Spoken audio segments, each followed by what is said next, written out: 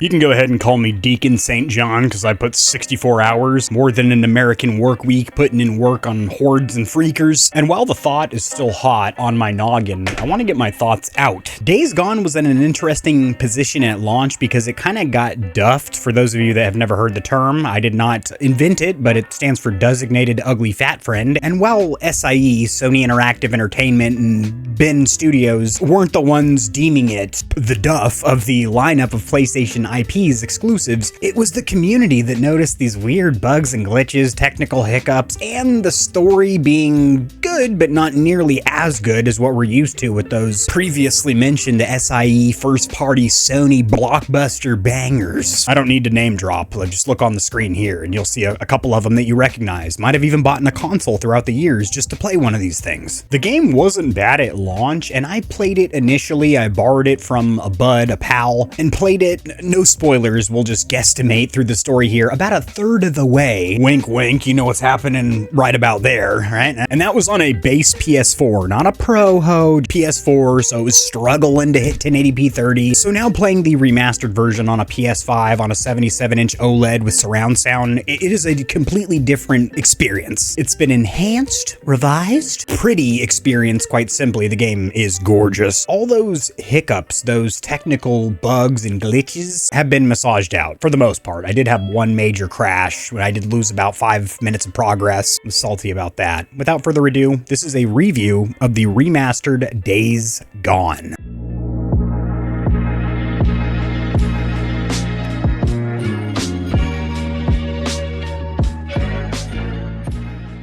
So I don't forward-track, backtrack, get sidetracked, clown around, or fall down. I do have some notes. We are going to start with performance. That was the main hindrance with the original launch title, was the fact that it had bugs, glitches, and issues, because it was a relatively technically demanding game. You had a bike you're whipping around in an open world, and then you have hordes of freakers, so tons of moving enemies on screen at once, and the little PlayStation 4 was ka-chugga-chugga-chugga-chugga. This little engine mission to take some AK-47 and a nuclear payload. Puffing steam, trying to do what it could, and what it could do was crash for a lot of us. I did have one crash during a cutscene near the end. No spoilers as to what was going on there, but I did report it to Sony with an included screenshot. Lost about 5 minutes of progress, but that felt like an eternity because I was close to the end of the game. In the options menu, the remember shoulder swap side option is broken. It is always on. One of those. It does not work as intended. I got a double conversation glitch a couple of times where I'm getting a phone call through my CB radio and I'm also having an in-person conversation, so it's layered up, stacked over each other. It gave me a headache. There was also a death glitch where Deacon was just standing there as normal. He didn't drop over like he was dead. It just kind of froze with him standing. I guess he got killed so hardcore, such overkill, his body didn't respond to the killing. There was a weird glitch when trying to talk to an NPC to take a quest where I had to be standing in a certain spot. The game should be smart enough to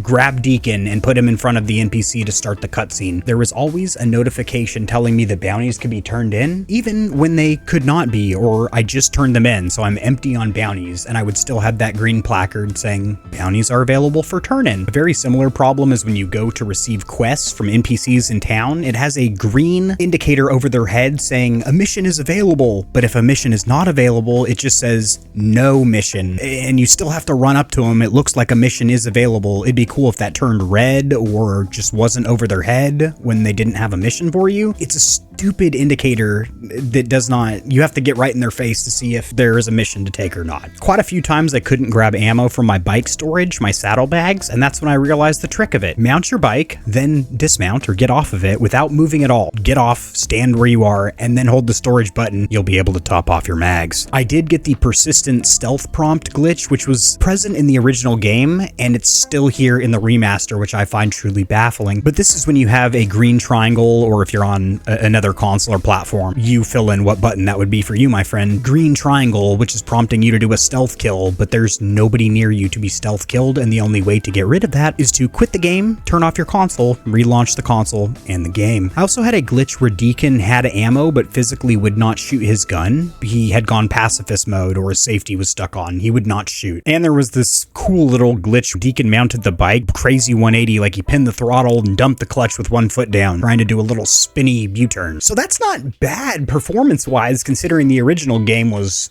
a busted can of biscuits. Yeah. Now on to random / gameplay. The things that you're going to be doing in gameplay, such as traversal, driving the bike, running around, not shooting, not combat. Menu navigation is smooth using the touchpad. I fast traveled a whole hell of a lot. There is 2 survival modes which do not allow fast travel. That's part of the difficulty of them. There are load screens in this game, which is kind of a little jarring because there are a lot of current gen console games that have 0 load screen. We're living in a world of SSDs. The load screens are a short fade to black when fast traveling, which you're going to do a lot, but up to 15 seconds staring at a black screen when loading certain cutscenes in the story. Split screen co-op or some kind of multiplayer would be so sick, and the Horde Assault mode is not nearly as fun, intriguing, or worth your time as the roguelike mode in Last of Us, which is actually kind of sick. There really isn't a whole lot of sustenance. You're just fighting an increasingly large horde. What you have to do in the story, near the end of the story, there's an entire pipeline of the story called Horde Survival or Horde Basher or something. You can't change outfits. It happens automatically at certain story points. I can understand needing to equip a military uniform when on base, or wear your cut, your biker vest when you're around bikers, but you should be able to choose your outfit freely. That's a fashion felony. When you fast travel, you're next to your bike instead of still mounted on it, so you need to get back on it. I might have worded that a little bit weird. You're going to be fast traveling a lot, and every time you do it, you're standing next to your bike and need to hop back in the saddle. It should just fast travel with you still on your bike because you still need to drive. Quick saving doesn't work how you think it would. If you want to do something crazy like shoot an NPC or waste a bunch of ammo and then reload so none of it actually happened, it doesn't work like that. The checkpoints could have been several minutes ago, so do not rely on quick saving like that. It's going to jump to the nearest game authorized checkpoint. It's not like a, hey, I quick save wherever I want kind of thing like in Fallout or Skyrim. I wish you could do more in the settlements, but you get into a rhythm of going around in a circle, selling your bounties and food, then topping off your ammo at the merchant, fixing and refueling your bike, buying upgrades if you have the dough for it, checking the 1 or 2 people that give quests at that location, then fast traveling to the next quest spot. I don't know what I expected here, but being part of a community, I thought maybe you could talk to more people in town, pick up some optional side jobs, or maybe play some corny mini games like cornhole or horseshoes. My favorite characters are Taylor in the military camp, who's hilarious, Ricky, who I think might be a better match for Deacon than Sarah, and Iron Mike late game. What's cool is on the home screen, your customized bike is displayed, so every time you launch the console, you're staring at your pimped out bike. However, it's a generic build in the inventory tab of the pause menu, which I think should be the same display of your customized bike. Deacon cannot slide down ladders like he's a video game character. Some of the radio towers are really tall, so get some hot cocoa and just hold your stick in the downward position. Take a nap. Come on! Now we're getting into the bikes, the choppers, the bobbers, the rippers, the two-wheeled machines that we like to ride. Owning multiple bikes would be cool, something like a custom garage where you unlock more bike slots. Maybe having that garage space being linked to customizing a safe house where you have a dedicated safe house in each one of the major towns. I'm just spitballing here, it would have been fun to have. Bike traction should be more realistic, and it should be easier for you to get knocked off, i.e. unmounted. You hit something, you're not on your bike anymore. It does not need to be some kind of a motorcycle racing simulator like Ride or anything like that. The handling is freakishly arcadey when you go from pavement to a dust patch to dirt to sand to all these different materials under your bike, and you have pretty much the same level of traction in loose dirt. Hasn't rained in months. Loose dirt. You have the same traction as you do on some nice tarmac. I really only got dismounted on my bike maybe, I don't know, 20, 30 times, and I spent hours on the the bike, crashing into shit. Whenever you're chasing somebody during one of those mandatory chase scenes and you're shooting them from the bike, those take way too long. Their bikes are way too tanky, and it just takes you out of they're not fun, those sections of the game. The sense of speed on the bike, especially early game on the Stalker, is not great, but can be fixed by aiming the camera down low, which will cut down some of the visibility of what you're actually driving at, but it makes you look like you're driving faster. It would be cool if there was a first-person view, just for the driving at least, where you could see down Deacon's arms, down the handlebars. It would be fucking sick. There's no weight transfer, so you can't push forward for stoppies, pull back for wheelies, lean forward to get a little speed boost by cutting down the wind drag, lean your weight forward while launching to do a longer burnout. A lot of video games like Grand Theft Auto let you do with bikes. Logically, there's no reason that you couldn't bungee a jerry can to the back of your bike and have an extra fill up with you, especially early game when your stock tank is so small. Even if that was a perk you get to unlock in the perk tree, he straps all this cargo to his bike throughout story missions. Why not one of those red jerry cans of fuel that you find? It makes no sense logically. But along those lines, you really shouldn't run out of fuel more than a couple times before you realize how plentiful fuel is and where to get it. As for the story, I'm going to start with some spoiler-free stuff that we can all hang out for, and then I'm going to move right on into the nitty-gritty, you just spoiled the whole story, Kevin, section where you should dip out if you have not played the game. For everyone, force stealth missions and slow cinematic walking kill the action the few times that they do happen. There's actually quite a lot of forced stealth missions when you're spying on the neuroscientists, and if you're spotted, you have to start all over from the beginning when you're by the helicopter, which was a source of a lot of my frustration during my playthrough. I like Deacon as a character because he's different than any protagonist we have in any game I can think of. His inner monologues are pretty weird as he talks to himself more than I do, and I live alone and have mental health problems. Come back later. Burn out these nests. He should also have his own voice volume slider because he's the only one yelling like he's on a Harley when passengers are talking at a normal room volume, which makes dialogue cutscenes hard to listen to at a normal volume. Now on to the spoiler stuff. I'm going to give you a few seconds to get well and clear before I start talking about things that you probably do not want to know about. When you reach the military camp, the story loses quite a bit of pacing in the third act, and the story itself gets really frustrating because your wife is super cold and shut down, doesn't give you any details about her work until several fetch quests, but the chemistry is there as soon as you go out on a mission together, and then the game starts to pick up pacing and makes you less frustrated about what you just experienced. The fact that you've spent 2 years of Deacon's time chasing a woman who's now Lieutenant Whitaker to you. I love the story's progression and how it's broken into chapters, showing you the percentage of each branch of the story. A lot was added in the means of collectibles as well. Talking to NPCs was actually interesting as far as the voice acting, the facial animations, what they were saying, how they were saying it. Reminded me a lot of a Bethesda game because every interaction added something to a faction or some kind of something. Sir, I need that.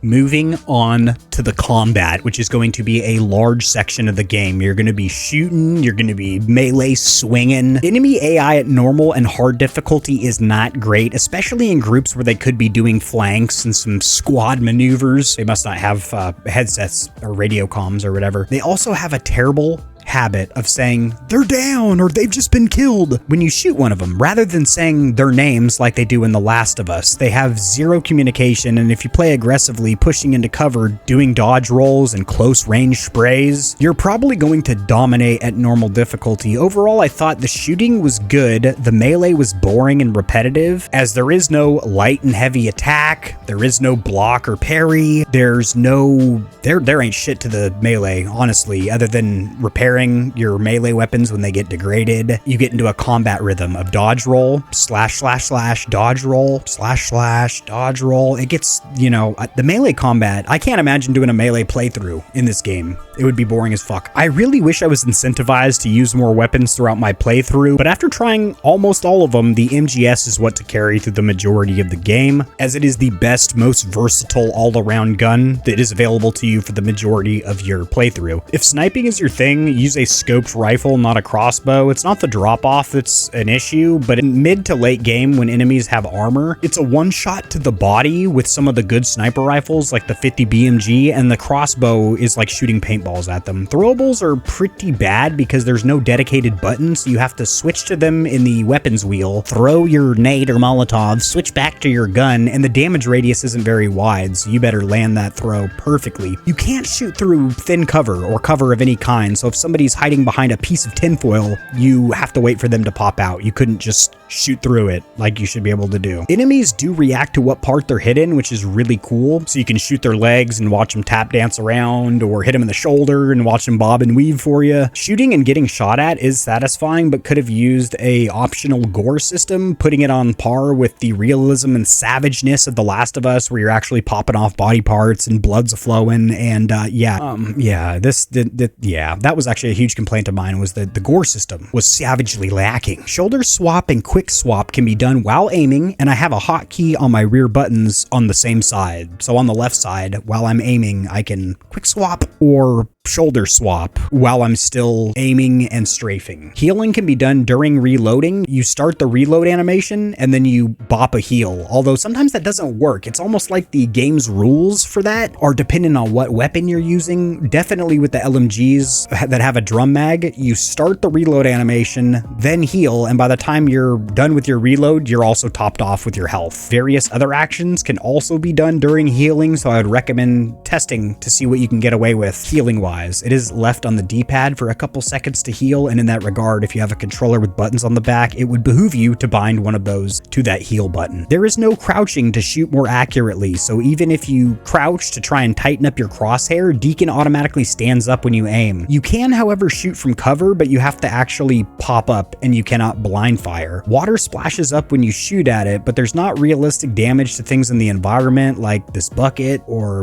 shooting glass bottles. So the destructible environment was not very destructible. Weapon durability tier system did not really matter for shit. I'm not talking about melee durability, that's definitely important. I'm talking about the weapon tiers where it says mil spec, all these durability levels for the gun, condition. Those didn't seem to matter at all. It'd be kind of cool if the guns you pick up off the ground early game jammed after a long sustained burst or something like that to add more tension to fighting a horde with a piece of shit gun. The suppressors don't last long, so you're going to be investing in a lot of those. They're kind of a consumable item. There's also no gun customization, which would have been really cool to have paint jobs or skins and some attachments you can add when you're in town. Skill tree is okay and functional. There's 3 tiers. It doesn't really look cosmetically great. Ranged and survival make the most sense since melee is kind of a secondary playstyle in this game due to being super repetitive with only one attack button and a dodge roll rhythm. I want to quickly caveat what I just said before the melee masters of the internet unite and take my kneecaps out with their melee creations. You could prioritize a melee style in this game, but you're not really incentivized to, because when you're facing large groups such as hordes or even a large group of people shooting at you, in my personal opinion, it does seem quicker and more efficient and also a little less strenuous on the body, just to do a little clickety-clacking than swingity-smacking. But I do strongly recommend getting the field repairs upgrade in the melee skill tree, as that allows you to repair your weapons that you've crafted and picked up. And there's also a second tier skill in the melee tree that gives you more damage, and that was a notable upgrade. But overall, I did feel like melee was kind of a secondary or supplementary combat move and not really something I would prioritize in this game. Cocktails take far too long to drink, and there's no way to hotkey them to a D-pad, so you have to open your weapon wheel when you're running away from a horde that's about to bite your buns, then slug down your elixir. It's very similar to how the Pip-Boy takes you completely out of the action in Fallout, and those that decide to play Fallout like more of a shooter than a RPG, hotkey things like stim packs and weapons to D-pad actions, so you don't need to whip out the Pip-Boy, pausing the game, taking you out of the intensity of a battle. It's the equivalent of pausing the game in the middle of a fight. Same as in Last of Us or Uncharted, there is no dedicated jump button. It's more of a mount or mantle that you can only use on specific objects in the world, so you might see a gap that you want to jump over, like this gas station roof, and that is not going to work out for you because you can't make your guy jump when you want to. As far as stealth goes, you cannot shoot lights out to make it dark, cannot go prone to sneak under cars. You can, however, sprint into a slide, pop up from cover like a whack-a-mole, and a lot of those Gears of War style third-person shooter mechanics we all know and love. The last little sentiment here that would have made made the combat more interesting. A small thing that even Starfield did is the guns do not have a different sound effect for shooting inside, so if you're inside a building or a cave, it should sound more taut, compressed, and most importantly, loud. There is an actual piss load. That's the medical term. Any RNs in the comment section will confirm that. The piss load. 77 weapons in this game. That does include melee. That's not just the guns. This is a pretty beneficial article from IGN, which has these crisp tables, these charts, which break out by category, your primaries, your secondaries, so on. So forth. This is the condition number I was talking about earlier that makes absolutely no difference. A low condition weapon should jam if you're laying into it, and then one of these pristine oiled rifles fresh off the shelf should just be sending bullets downrange like nobody's business. The condition means absolutely nothing. The US 5.56 is one of the coolest looking weapons. The MWS realistically is the, in my opinion, gotta caveat it with that. In my personal opinion, haven't put in 64 hours in the game on normal difficulty, and then now about 12 hours in my hard 2 playthrough. The MWS is the best all-around weapon because you can take on people swarming you close range, mid-range engagements, even some long-range pop shots. It's crisp. On paper, the US 5.56 is the bigger brother, the upgrade to the MWS. You're probably going to have access to the MWS for more of your playthrough. The Cowboy and the M14 are both repeaters or semi-automatics, single shotters, but they both doink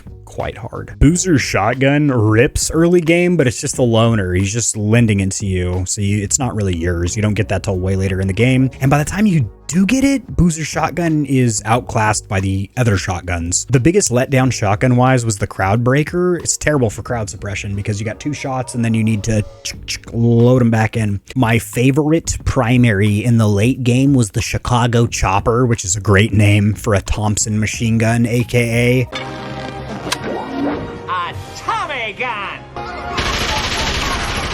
that thing is basically everything I liked about the MWS, but with a bigger ammo capacity, and this is personal, but a cooler sound, I thought. And the fact that you're using a Tommy gun just seems really cool. The RPD is a fat letdown, and I was kind of pissed that I wasted money on it. The MG45, this is kind of confusing. You got a 55 and a 45 over here. The 45 you pick up off the ground in engagements early game, and that thing doinks a lot harder than the RPD. It looks like statistically the RPD is better in some aspects. For my personal experience, the RPD let me down many times, and the MG45 got me out of some sticky situations. The 50 BFG, do yourself a favor, buy this and run this. Late game, you are going to be one-tapping torsos. If somebody's fully geared, one of those juggernaut suckers, the most you're gonna have to do is 2 shots on them, but this thing, it shreds, and ammunition isn't nearly as expensive as you would think to top off. If you do want to run a sniper before the BFG is available, the C8, I ran that for a majority of my playthrough before I unlocked the 50 BFG, and you do have to aim for the noggin. Those body shots aren't gonna take him out like the 50 cal, obviously. The C8 is a trusty, faithful friend to have in your hands. As for sidearms, your pistols, you're pretty quickly going to be able to upgrade to the SAP 9 from the standard 9mm, and I do recommend making that jump. The SMP 9,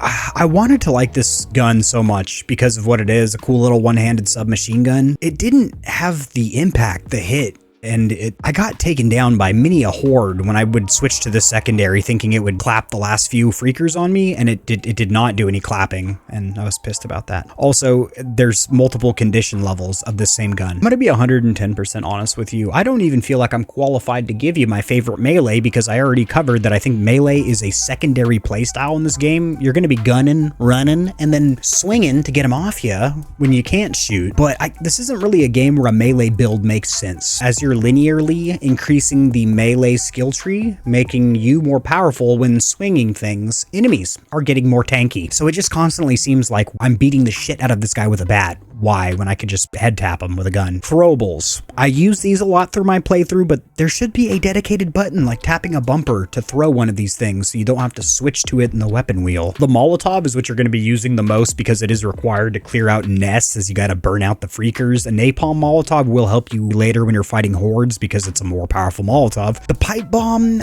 I might have blown off a couple of legs with this thing throughout my playthrough, but once you get the frag grenade, there's no real reason to be making explosives with household chemicals when you can just throw an actual fragmentation grenade at somebody. As for traps, my favorite was the proximity bombs and mines, because you set them and then when freakers run over them, it explodes. The remote bomb, I would either forget to detonate it at the right time, or I'd be too close to it and kill myself, or if you lay multiple and you forget the order of what you laid them or whatever, it doesn't detonate all of the satchels placed with one button press. You have to do an individual button press for each one of the C4 sacks you threw out. Distractions, you're going to be using the rocks a lot. There's certain mandatory stealth sections where you only have a rock available to you, and it's just a versatile tool. Throwing rocks, it distracts people. We like it. You can throw smoke bombs at wolves, bobcats, elite freakers, and other enemies to make them throw up, and while they're distracted, if you have the correct perk in the melee skill tree, you can stealth kill them. The attractor is a super useful tool to get a pack of freakers off you. Maybe not a full-blown horde, but it will get a pack of freakers off of you. It's basically a little radio distraction device. It's making a bunch of loud noises, so zombies will chase that and not you. Flashbangs do work on freakers, so if you're being chased by a horde, you can toss a flashbang to distract them, and of course it works on humans, so if you want to blind them and then dive roll out, put it in focus mode, and take a couple of slow motion headshots while they're blind,